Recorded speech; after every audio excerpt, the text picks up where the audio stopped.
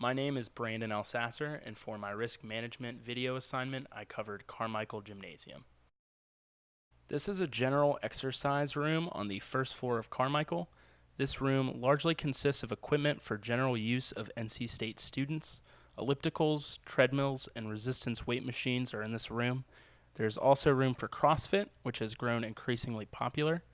Injuries or accidents that are most likely to occur here include pulling of muscles and injuries of this nature. Exhaustion can lead to fainting, which could result in head or other injuries if not properly monitored.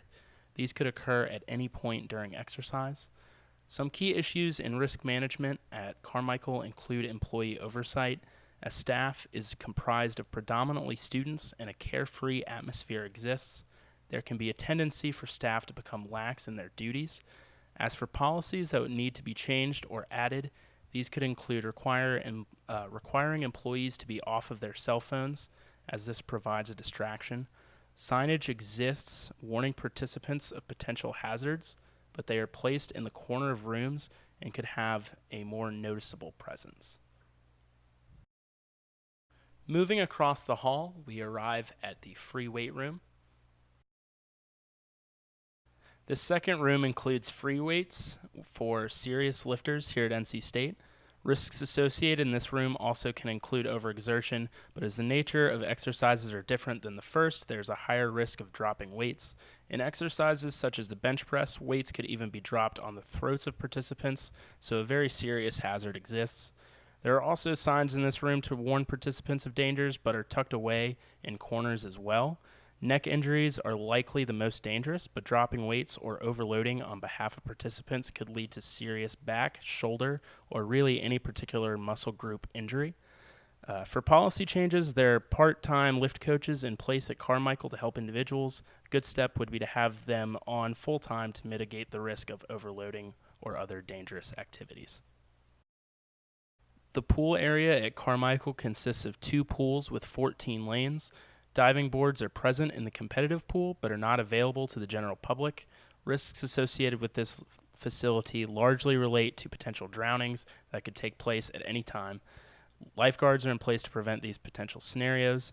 There's only one pool open to the public at one time, yet both are easily accessible. There's a sign saying that particular pool is closed and not to swim if there's no lifeguard on duty, but roping off the pool that is not being used could be an easy step to prevent patrons who miss the sign from going where they are not supposed to. Finally, the indoor track has 4 lanes on the second floor of the gym. Once again, most injuries or accidents would pertain to overexertion, but there's also the chance for turned ankles or other injuries. These have a chance of occurring due to the fact that people are moving at different speeds, some running and some walking, and a potential scenario arising is not unrealistic. There's a sign when you first enter the track that provides information, such as which lane to use at which speed, but this information is often ignored. I would instruct staff to have an increased presence around the track and to remind participants to follow the rules outlined on the sign. One of the corners has a mirror that allows patrons to see around the bend, but is the only one that does. I would add these in the other 3 potential trouble areas around those corners as they are tight and a potential hazard exists. The basketball courts consist of 2 floors with 10 individual courts. Hazards exist through physical play that could lead to serious injury of participants.